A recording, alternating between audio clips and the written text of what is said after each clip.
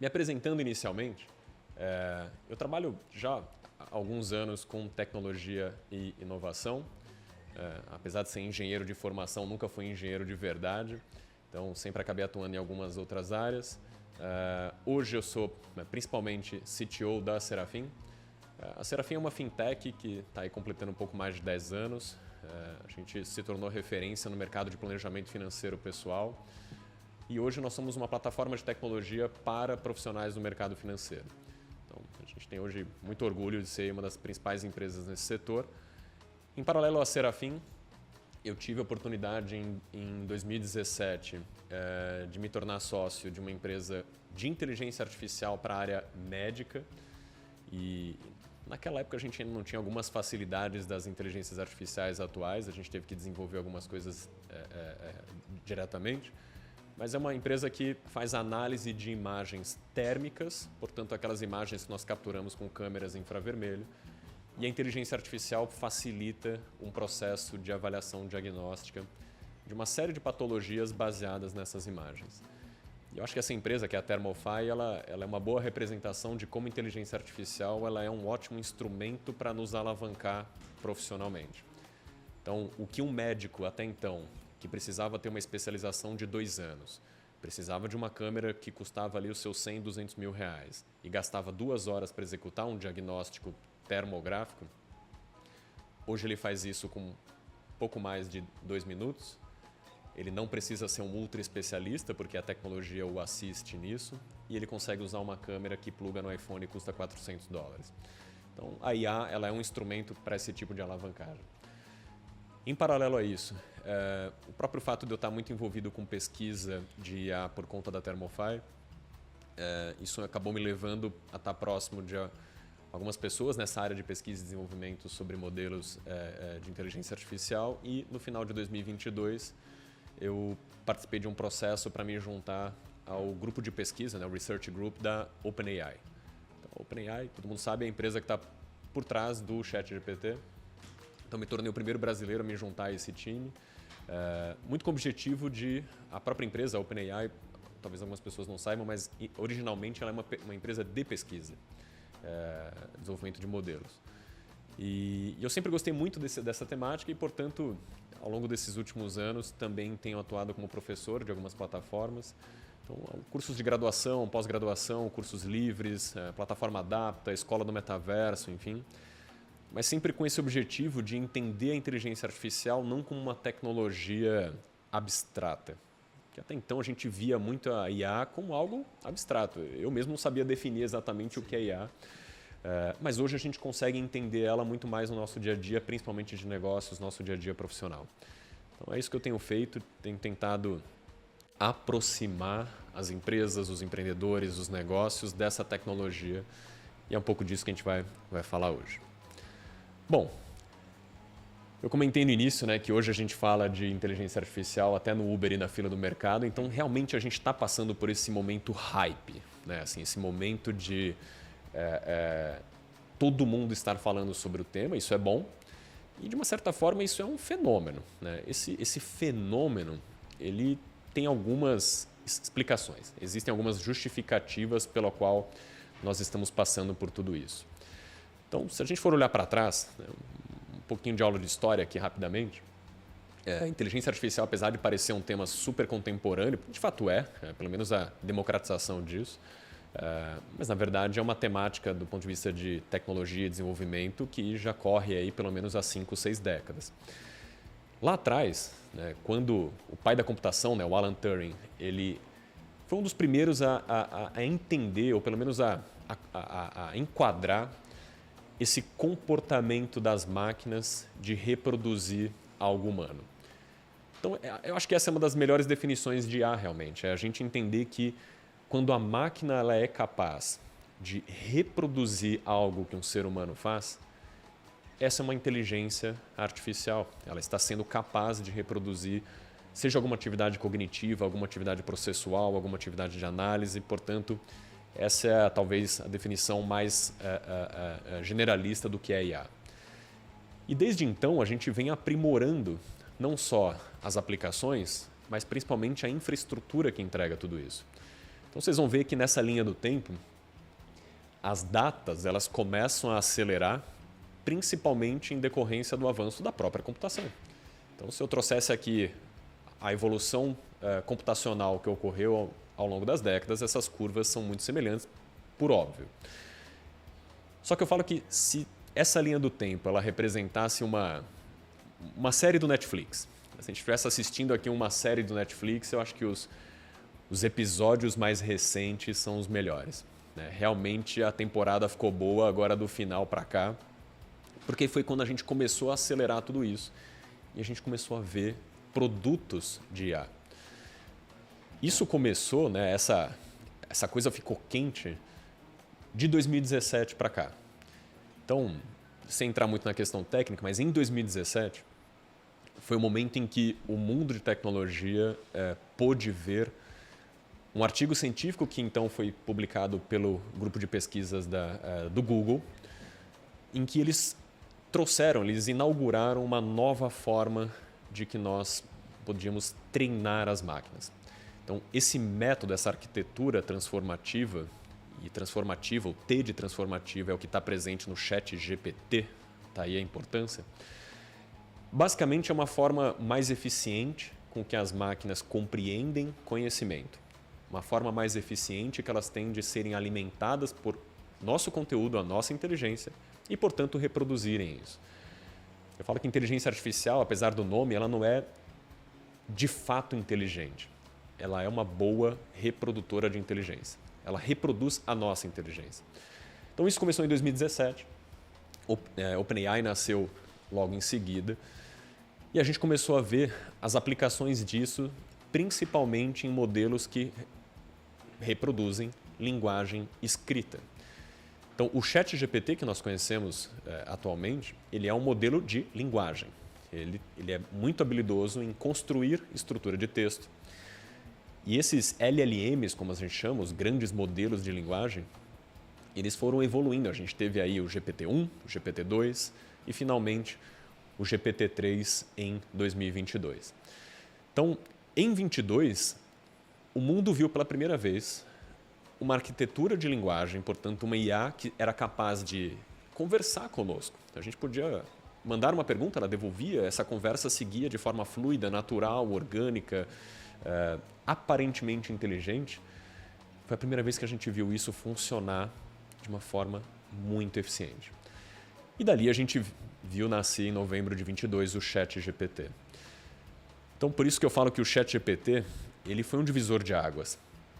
Dá até para a gente brincar que o mundo, ou pelo menos o mundo da tecnologia, está dividido em AC e DC. Antes do ChatGPT e depois dele. Talvez por culpa dele nós estejamos aqui hoje. Né? E esse impacto do ChatGPT, a gente consegue medir isso principalmente no campo técnico, porque de fato ele é uma maravilha da engenharia da computação, do ponto de vista do que ele entrega com a eficiência, com a velocidade e a qualidade. Mas também dá para a gente medir o impacto dele no ambiente de negócios, no ambiente das empresas. E é interessante quando a gente vê alguns indicadores, né, que são esses aqui.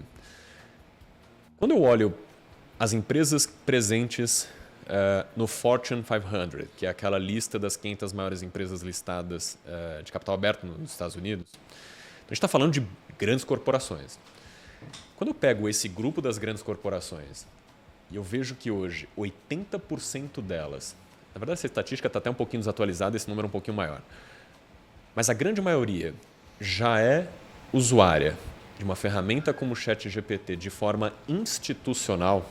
Portanto, não é que é o funcionário que é curioso, que é o early adopter, que foi lá e por conta própria baixou e começou a usar o ChatGPT. Não. A gente está falando de uma empresa, e quem é aqui de empresa grande sabe disso. Não é tão simples você aprovar uma inovação tecnológica numa empresa desse porte. Toda a etapa de compliance, validação técnica, validação comercial, compreensão, capacitação de times, isso já aconteceu em 80% dessas empresas. Imaginar que mais da metade dessas organizações, e de novo, também é uma estatística que eu acho que já está um pouco maior, já introduziu inteligência artificial generativa E essa história de IA generativa é basicamente uma família das IAs que tem essa habilidade de construir conteúdo, seja ele texto, seja ele uma imagem, seja ele um vídeo, seja ele um áudio. Então, quando uma IA constrói algo, a gente está falando que ela é generativa porque ela gerou. Então, imaginar que metade ou mais dessas empresas já está introduzindo IA generativa no seu produto, no seu serviço. Ou seja, 80% do time já usa isso no back-office, já está usando isso na operação interna, e mais da metade dessas empresas já levou isso da porta para fora. Ou seja, a gente está longe de falar de uma coisa que parece superficial. Realmente, o sinal aqui é de que isso já está bastante difundido. E eu gosto muito de olhar qual é a resultante disso. Tá, na prática, qual que é o benefício que essas empresas, que já estão talvez uma ou duas páginas à frente na implantação dessa temática, já está colhendo frutos? E uma das formas que a gente tem de medir a resultante dessa aplicação é eficiência. E aí, como é que está a eficiência desse negócio? O Boston Consulting Group, em parceria com a Harvard, fez um estudo muito extensivo dessas empresas que já têm aplicado. E aí são esses dois números à direita que mostram que a eficiência incremental que essas empresas tiveram foi de 40% na qualidade do material produzido e 25% na velocidade. E aí eu falo que, ainda que esse estudo tenha sido feito de maneira grosseira, vamos imaginar que eles não fizeram da forma correta e a margem de erro é de 50%, que seria inaceitável, a gente ainda está falando de um incremento significativo. Então a gente pode questionar o número, mas não sei se faz sentido questionar a tendência. A tendência é de benefício, então é meio óbvio isso. E aí tem várias outras formas da gente medir e vamos trazer para a nossa realidade. Aqui no Brasil, a Bain & Co., né, a consultoria, avaliou que as empresas que já aplicaram inteligência artificial generativa consideram que isso traz o valor desses programas de IA generativa equivalem a 10, 15% do EBITDA, ou seja, é algo que mexe o ponteiro de uma forma tanto quanto óbvia, né? Se você bota mais potência no motor, ele é mais rápido e mais eficiente. Então, a IA ela acaba se tornando esse aditivo no motor que entrega mais resultado na ponta. E aí, quando a gente dá um passo para trás, dá um zoom out nessa análise, é muito impressionante, né? Esse é um estudo do Banco Mundial. Se a gente aplica, até de uma forma conservadora, um pequeno incremento na economia global no sentido de eficiência produtiva. Então, se a gente entender aí que a eficiência produtiva do mundo pode incrementar em 1,5% nos próximos 10 anos, isso equivale a 7 trilhões de dólares inseridos na economia, na produtividade global, porque é aquele botão que mexe a coisa toda, ou seja, você está incrementando eficiência, você está melhorando cadeias de suprimento, melhorando o processo de desenvolvimento de produtos e, portanto, isso faz uma elevação global nesse tamanho. Só para ter uma ideia do quanto esse número é grande, não que a gente não se assuste com ele, porque de fato ele já é grande por si só, mas hoje se entende que não há nenhum outro elemento humano, ou seja, nada que o ser humano possa interferir na economia global que traga um impacto positivo tão alto quanto a inteligência artificial. Não há mais nada que esteja hoje na nossa mão que potencialmente pode entregar tanto valor agregado. E aí, como é que isso tem sido aplicado? Como é que a gente começa a se aproximar desse tema? E aí eu falo que uma das melhores formas da gente começar a embarcar nisso é a gente desmistificar o que o próprio tema representa. E a pergunta que eu mais ouço é: como é que eu faço para usar a inteligência artificial na minha empresa?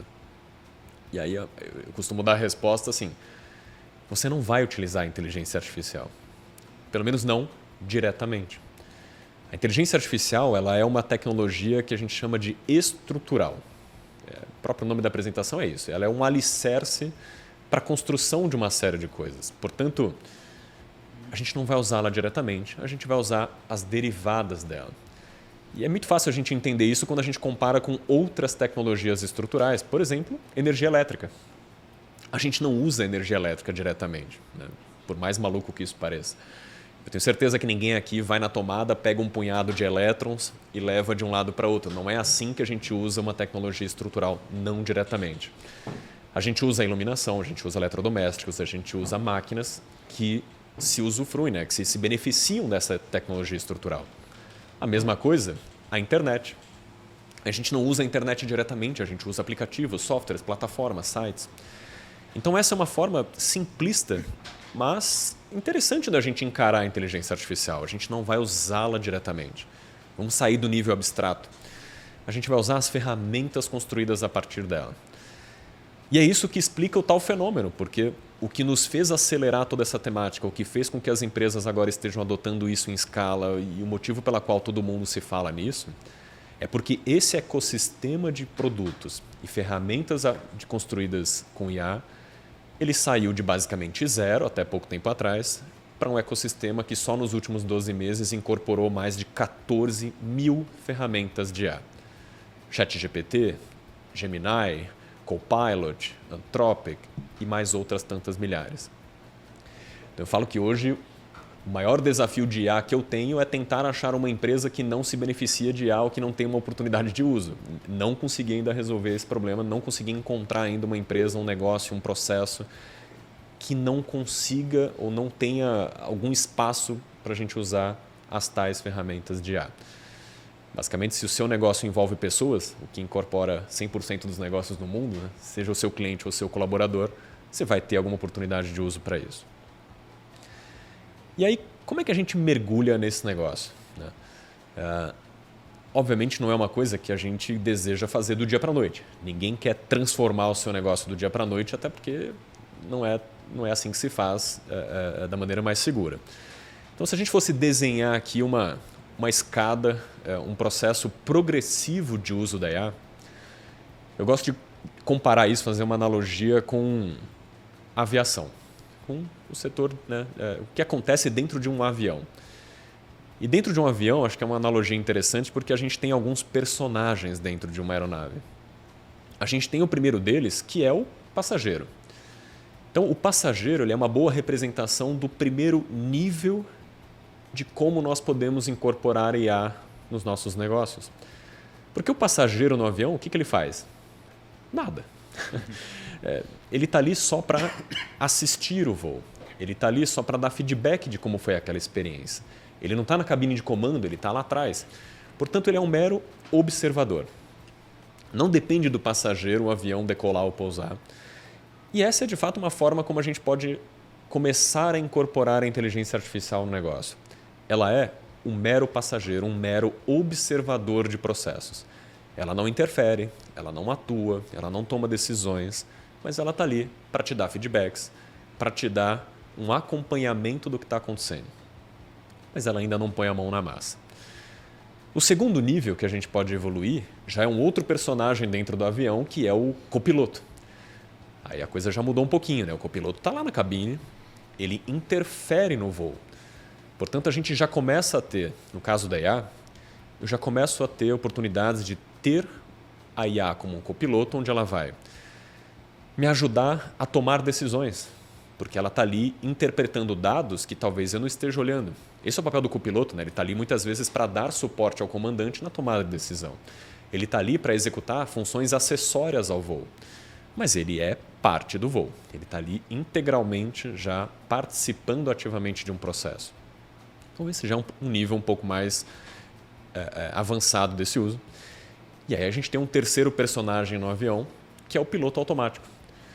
E a IA ela também pode ser um piloto automático, ela também pode ser capaz de executar de forma 100% autônoma, 100% independente, um processo completo. Então o copiloto no avião ele é exatamente isso, ele é uma tecnologia que, pelo menos em uma etapa do voo, ele está operando 100% sozinho. Tudo bem que tem um ser humano assistindo aquela execução, pelo menos eu espero, ainda. Mas, de fato, nós até confiamos a nossa vida nessa tecnologia. Em dado momento do voo, é a máquina que está sustentando tudo aquilo, é a máquina que está avaliando todas as variáveis para que o avião continue voando. E aí isso é uma forma interessante da gente encarar o tema, porque, na prática, será que faria sentido hoje você pegar o seu negócio e colocar ele todo nas costas da IA para que ela tome todas as decisões, para que ela execute tudo sozinha? Eu acho que não. Da mesma forma que quando inventaram o piloto automático, não foi no primeiro dia que todo mundo já saiu voando com esse negócio. Eu falo que eu não teria coragem de entrar num avião se tivesse uma plaquinha escrito assim: parabéns, hoje estamos inaugurando o piloto automático. Eu falei, não, deixa essa tecnologia evoluir um pouco mais, deixa a gente ganhar confiança. Mas o fato é, a gente vai ganhando confiança com a tecnologia a ponto de realmente nós entrarmos hoje no avião e ninguém fica pensando muito no piloto automático. A gente confia nisso. Então a IA, progressivamente, ela vai conseguir ser capaz de reproduzir isso de forma autônoma. É uma questão de confiança, é uma questão de validação e entender o que eu quero delegar para a máquina. Portanto, faz todo o sentido do mundo que o piloto automático execute algumas tarefas, mas eu ainda quero ter um comandante ali sendo o tomador de decisão final. Quando o bicho pega, é o comandante que executa a ação de remediação. Então, o ser humano vai continuar sendo esse papel importante na coisa. E algo que é muito interessante, assim, eu falo que esse número aqui ele é nada científico, tá? Isso aqui é chute meu. Eu estimo que pelo menos 90% dos profissionais que já começaram a usar inteligência artificial no seu dia a dia, a gente ainda está, muitas dessas pessoas ainda está, talvez, desperdiçando o potencial da máquina. Eu falo que é a mesma coisa que você ter um carro esportivo e andar com o freio de mão puxado. Assim, você ainda não está usufruindo de todo o poder. E por que isso acontece? É muito comum a gente ver, quem aqui já usou o ChatGPT, talvez, se eu só ver aqui quem está no presencial, quem já usou? Todo mundo. Perfeito. Então, todos provavelmente vamos compartilhar do mesmo pecado. Até porque eu me incluo nisso. Quantas vezes a gente não abriu o ChatGPT para que ele executasse um comando final? O que é o comando final? A gente abre ele para fazer assim: escreva o texto para uma postagem no LinkedIn. Ou escreva um e-mail para tal coisa. Ou redija. A gente sempre está dando um call to action, ou seja, um comando de ação, para algo que já é a tarefa final. Eu já estou fazendo um pedido específico do que eu quero, do que eu preciso. E assim, zero problema nisso, tá, gente? Isso é ótimo.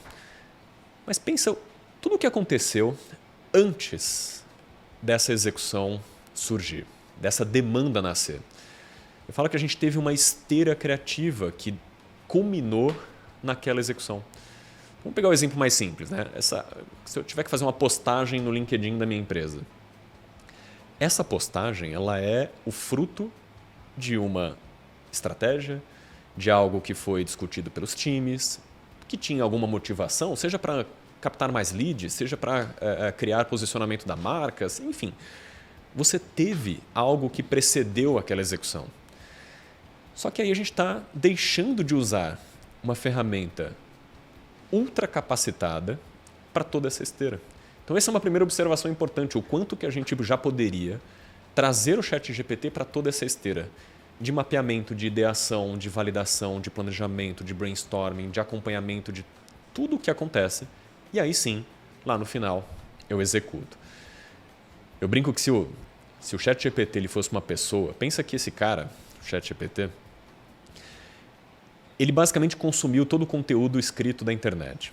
Ele leu todos os artigos científicos, ele teve acesso a toda a nossa base de conhecimento, ele fala todos os idiomas, ele domina com eficiência todas as linguagens de programação.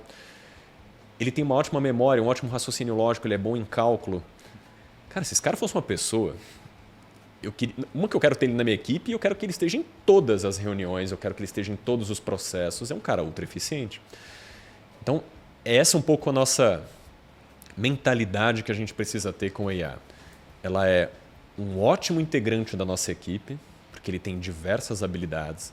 Portanto, quanto mais eu puder tê-lo no meu dia a dia, nas minhas tomadas de decisões, nas minhas reuniões, em todos os processos, isso é benéfico.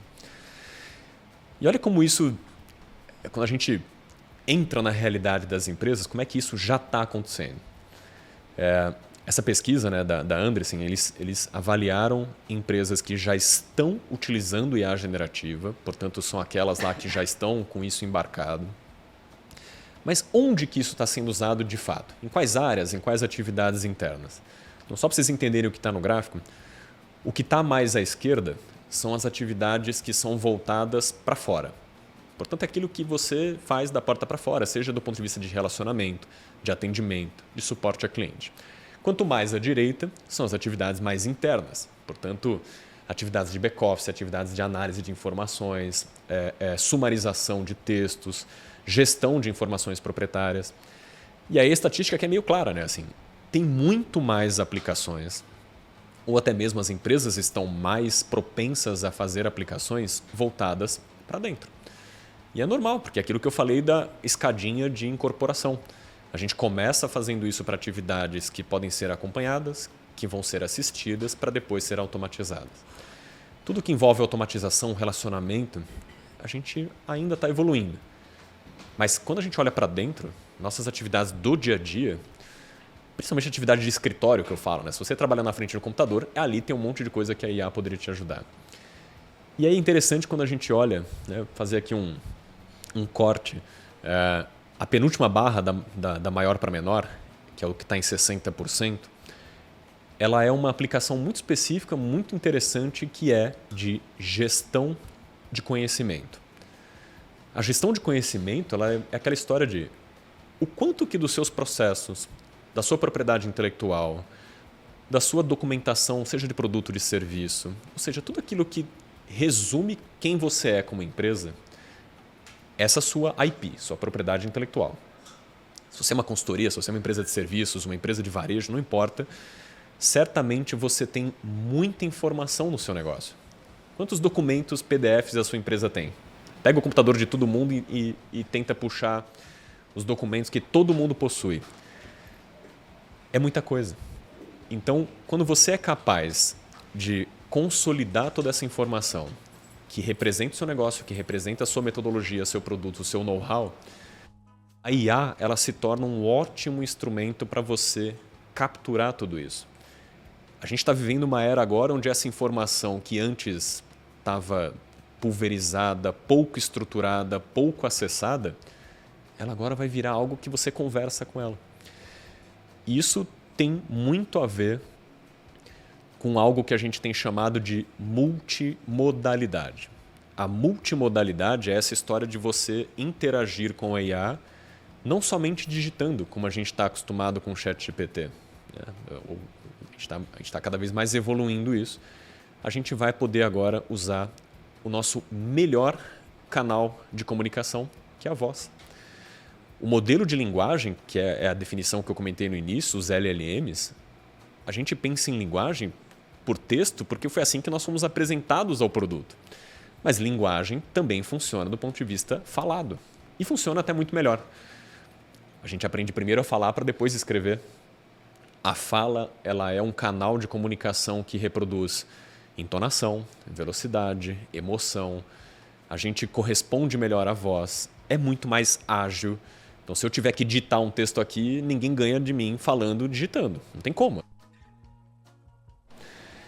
Então, quando agora essas tecnologias elas incorporam a camada de voz, a gente abre um leque enorme de aplicações para o nosso dia a dia.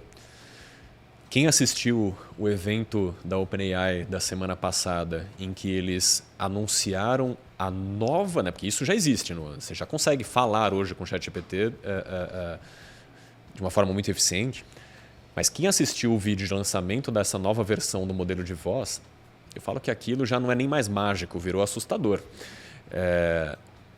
Porque agora a gente vai conseguir ter uma experiência muito mais fluida, a velocidade de resposta é muito mais baixa.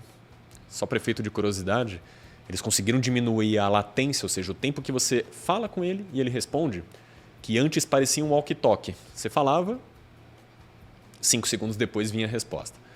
Essa resposta agora ela acontece em média em 342 milissegundos. Não é à toa esse número, 300 milissegundos é a referência humana para uma resposta imediata. Então, se você pegar um ser humano e falar para ele assim, Magno, eu vou te perguntar o seu nome e você tem que responder o mais rápido possível, ou seja, a pergunta mais óbvia, que você já sabe que vai ser perguntado, quando você fala qual é o seu nome, eu respondo em 300 milissegundos. Isso é o tempo de resposta humano mais rápido possível. A IA já vai conseguir conduzir uma conversa fluida, criativa, com raciocínio, nesse tempo de resposta. Então, essa capacidade de falar com a informação ela vai abrir para a gente um novo mundo. Então, acho que dá até para falar que é um novo paradigma de experiência de interface do usuário. Então, essa história de UX, experiência de usuário, ela agora vai estar alavancada por IA. Então, dá para a gente resumir isso pensando que nós vamos evoluir de uma era que foi toda essa era da informatização, que todo mundo aqui pegou, onde a gente aprendeu a acessar dados, só que agora a gente vai conversar com os dados. Lembrando, voz é mais eficiente, voz é mais natural, é mais fluido, a gente se comunica melhor por voz. E olha que interessante que isso, como é que a gente pode fazer um exemplo até simples e que não depende de nada do futuro. Isso aqui são coisas que já existem, pelo menos nas nossas empresas lá a gente já tem usado bastante isso, que é o seguinte: como é que eu uso voz com essa história de AI? Pensa que tudo isso que a gente está falando aqui hoje, essa nossa reunião, as nossas reuniões internas de times, reuniões com clientes, com parceiros, basicamente é conhecimento que está sendo falado, são informações, são estratégias, são definições, são táticas, que tudo isso poderia estar sendo capturado. Talvez muitos de vocês já tenham entrado em alguma reunião online com alguém hoje, se fizeram reunião comigo certamente, onde você tem ali um assistente de IA, que basicamente é um escrivão. Ele está ali ouvindo tudo e está transcrevendo com muita eficiência tudo que está sendo falado. Isso já é comum. O Teams anunciou agora, né, o produto da Microsoft, que já está com isso incorporado, o Zoom já tem isso incorporado, você pode contratar isso à parte e incorporar. Você fala, tá, mas qual que é a graça, qual que é o benefício de você transcrever uma reunião? De fato, a transcrição por si só não serve para nada. Na prática, quem é que vai ficar relendo transcrições de reuniões de 1 a 2 horas? Ninguém vai fazer isso, não serve para nada. Mas aí é onde a gente tem que olhar com um olhar um pouquinho mais criativo essa história, que é: se eu consigo capturar conhecimento, se eu consigo usar uma IA para sintetizar aquilo, portanto, eu não vou pegar o conteúdo que nem escrivão de delegacia que escreveu palavra por palavra. Não, eu vou pegar a essência daquilo que foi compartilhado. E eu vou introduzir isso dentro de uma IA, seja um ChatGPT ou qualquer outro, que eu posso conversar com ele, o quanto que isso me habilitou de interação com informação. O quanto que agora eu não vou mais depender de acessar um PDF, de sair perguntando lá, Magno, o que a gente falou mesmo naquela reunião? Como é que ficou aquela definição com o cliente? Eu agora converso com esse dado. Eu simplesmente puxo aqui o meu ChatGPT e faço a pergunta para ele. Acho que quem está ouvindo já começa a imaginar assim, nossa, quanta coisa eu poderia ter no meu time, no meu dia a dia, onde eu posso diminuir essa distância de quem precisa da informação e onde essa informação está. Imagina o seu time de vendas se ele pudesse conversar com a informação dos produtos.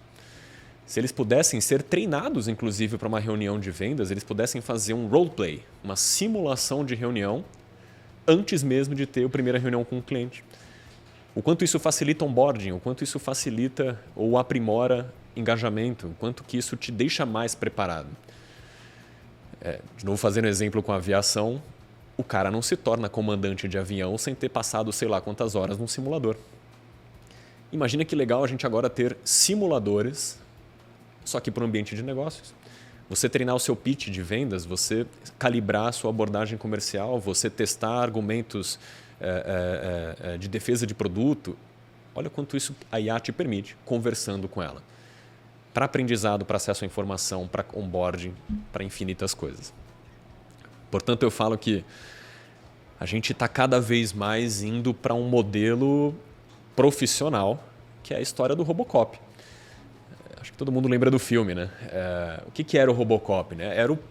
Era a melhor combinação da máquina com o homem. Então, o policial sozinho, a gente viu lá que não funcionava, não faz sentido, porque você não vai para o campo de batalha de peito aberto.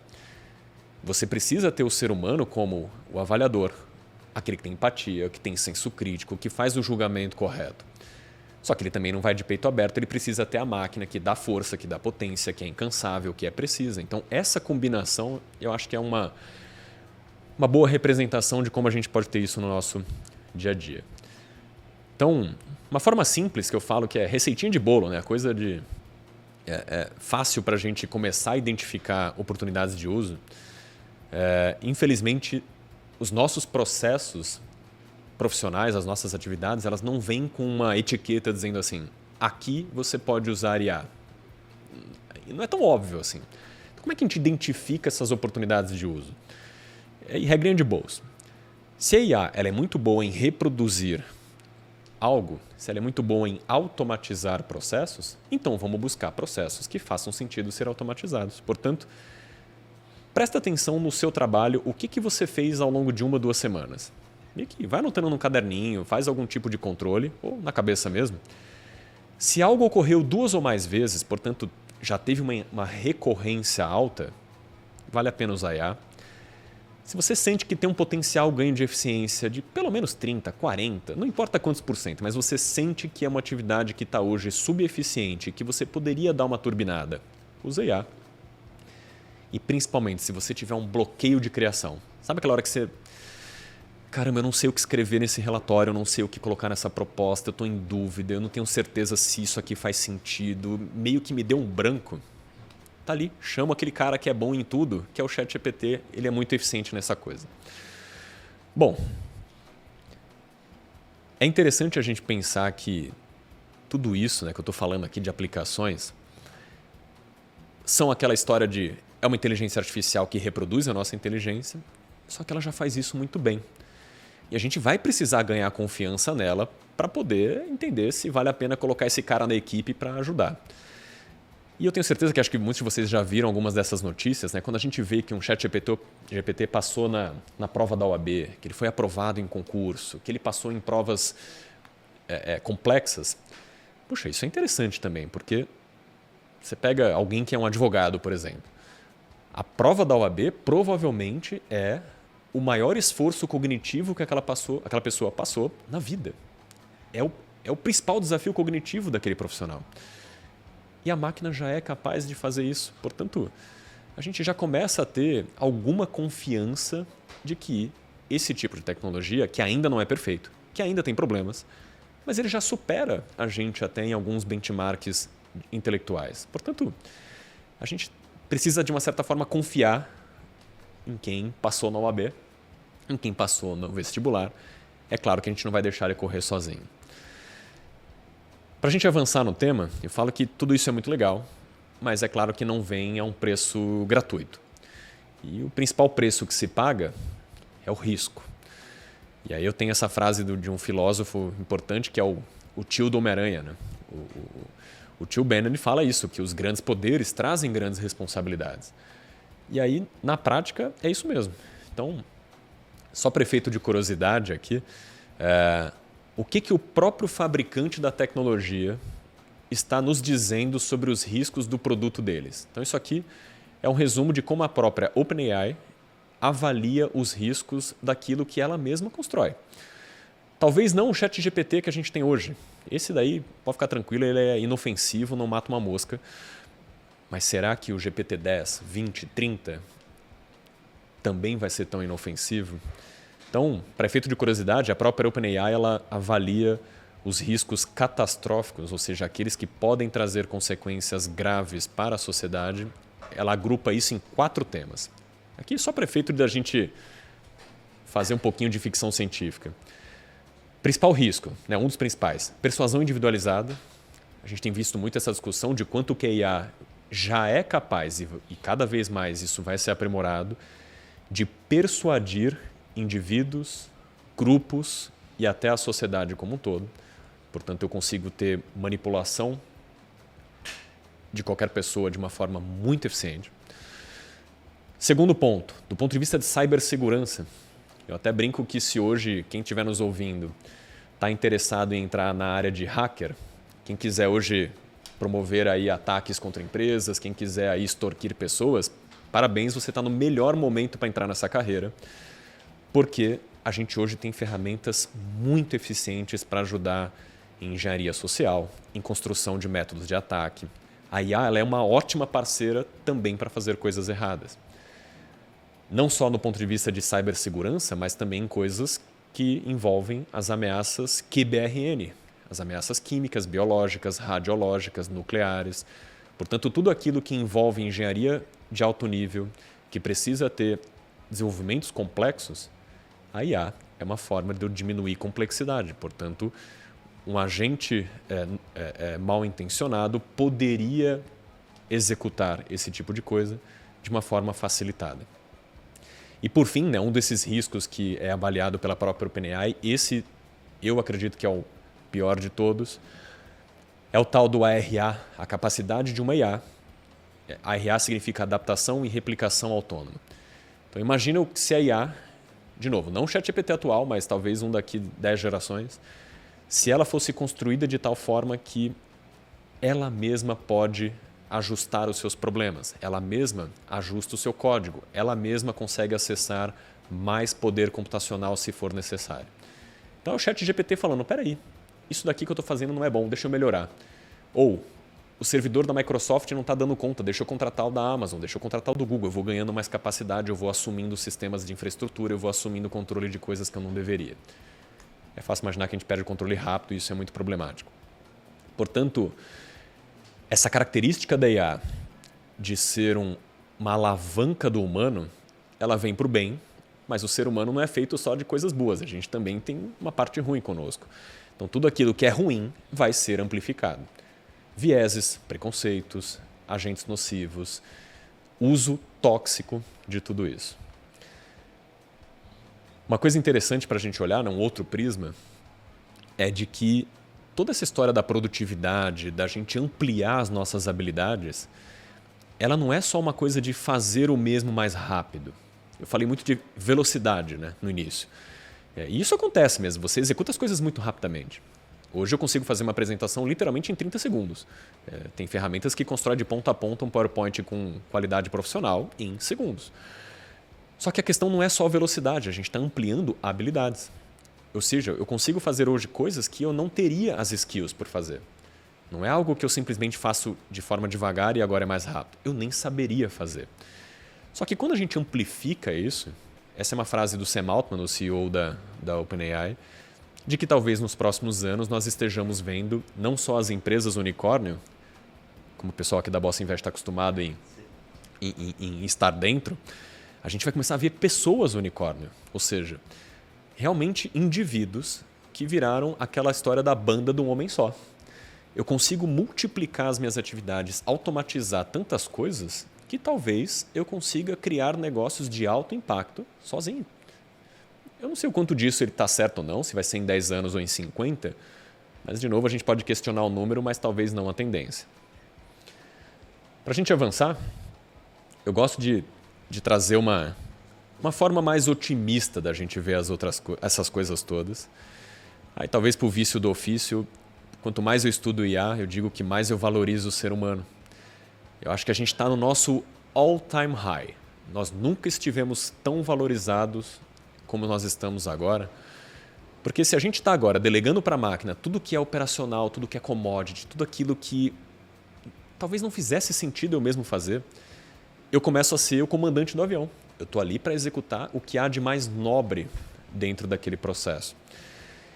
E aí, quando a gente olha historicamente, a inovação, a tecnologia, toda essa questão de evolução, ela nos trouxe um incremento de trabalhos.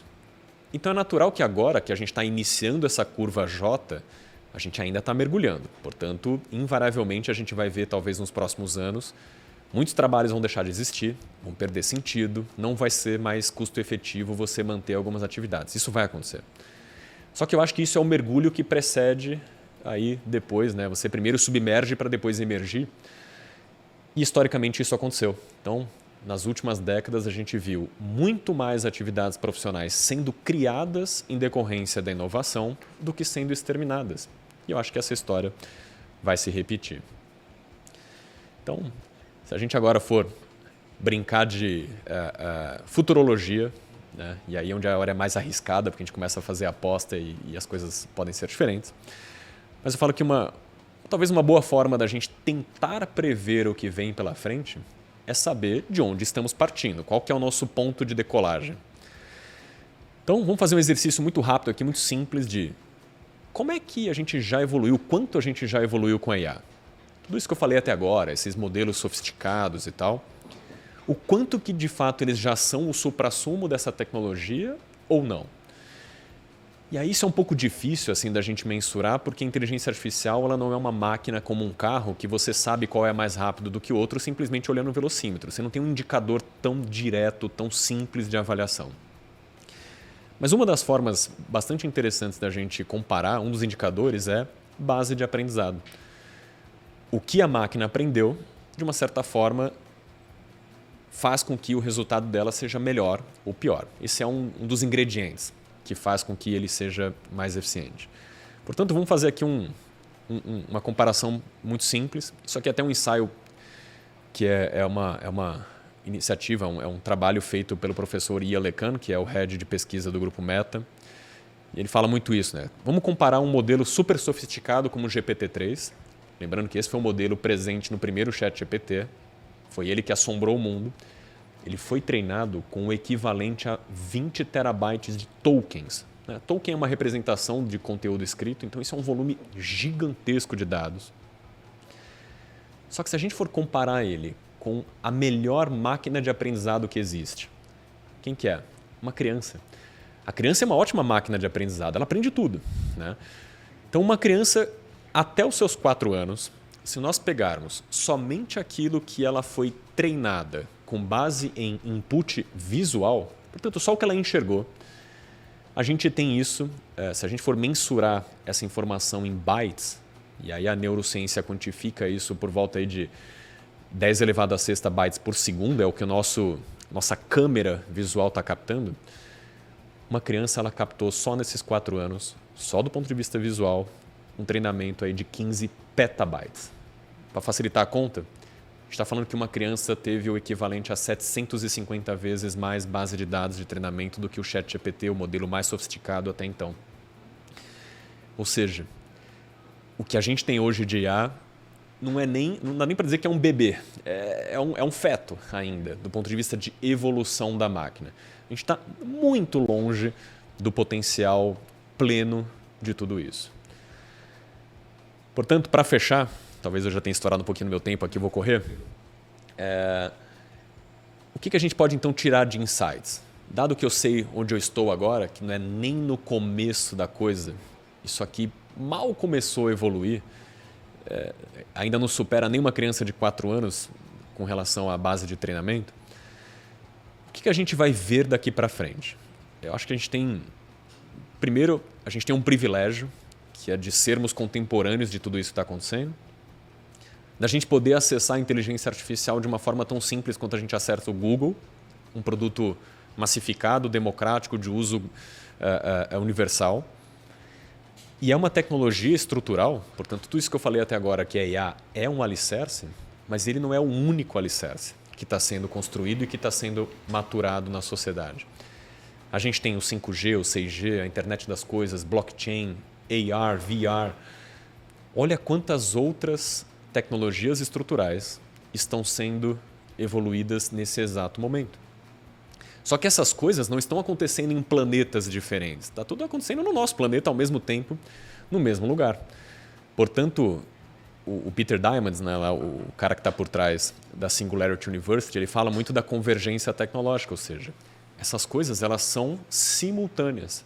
Portanto, elas estão se cruzando. A gente vai começar a ver cada vez mais derivados da IA generativa com realidade virtual, com blockchain, com Web 3, Web 4. Portanto, isso aí é uma aceleração até difícil de prever. Mas vamos pegar alguns insights bem específicos que eu acho que dão para a gente um farol alto do que vem pela frente.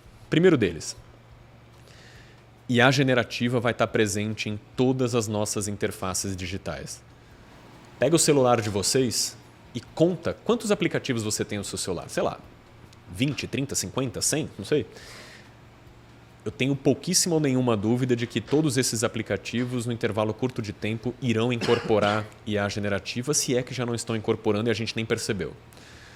A gente, como eu falei no início, a gente vai sair da era onde eu acesso dados para uma era onde eu converso com dados. A forma que a gente vai fazer um pedido no iFood daqui para frente talvez não seja mais ficar percorrendo centenas de restaurantes, cada um com dezenas de opções, onde eu tenho que ficar lendo, entendendo. Não, talvez eu simplesmente conte para ele. Fala, eu estou aqui com os 4 amigos em casa e a gente queria fazer um happy hour, estou a fim de gastar uns R$200. O que eu tenho de boa opção?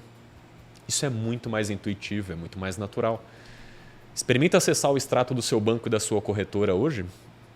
As coisas estão ficando tão complexas que você já tem que ser um analista financeiro para interpretar suas próprias finanças. O quão interessante é você ter uma IA generativa que te explica tudo isso de uma forma intuitiva. Então a gente vai começar a ver IA cada vez mais presente em todas as nossas interfaces.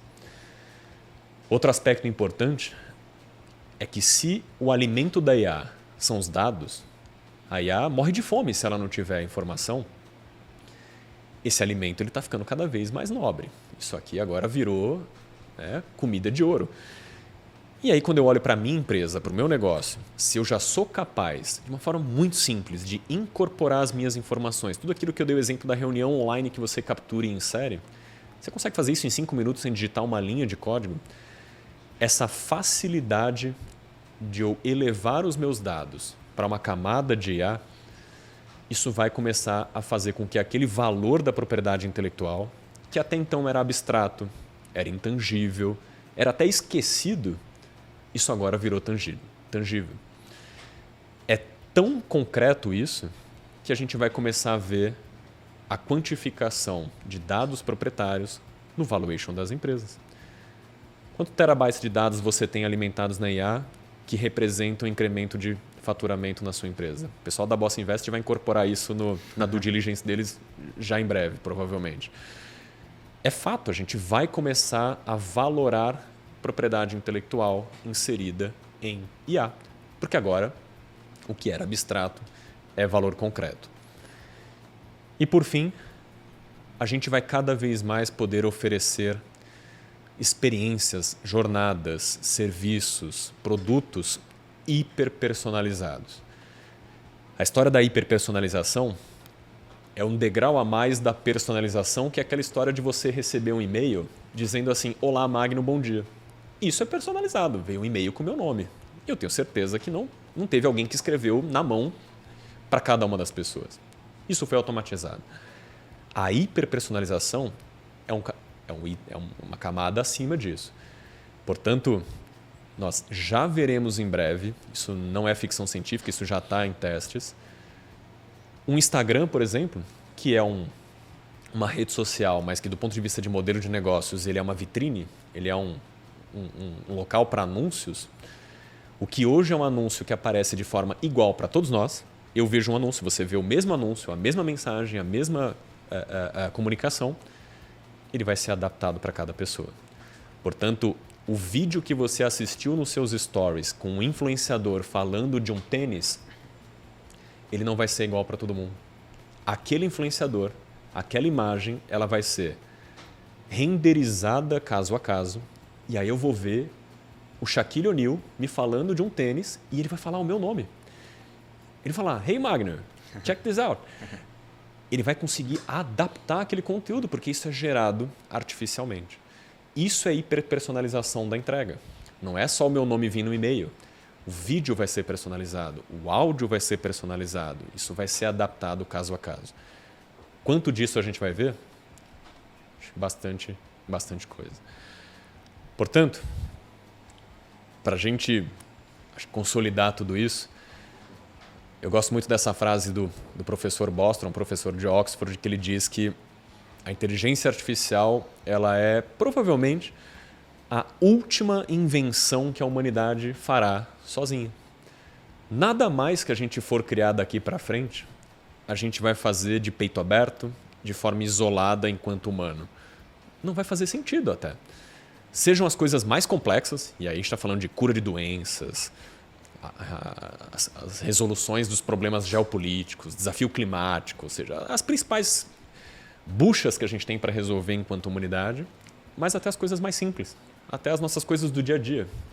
Uma apresentação como essa, por exemplo, que boa parte dela foi feita com assistência de IA, ou seja, não vai mais fazer sentido a gente executar 100% de peito aberto. Então, era isso que eu queria compartilhar um pouco com vocês. Poxa, obrigado pela aula, maravilhosa.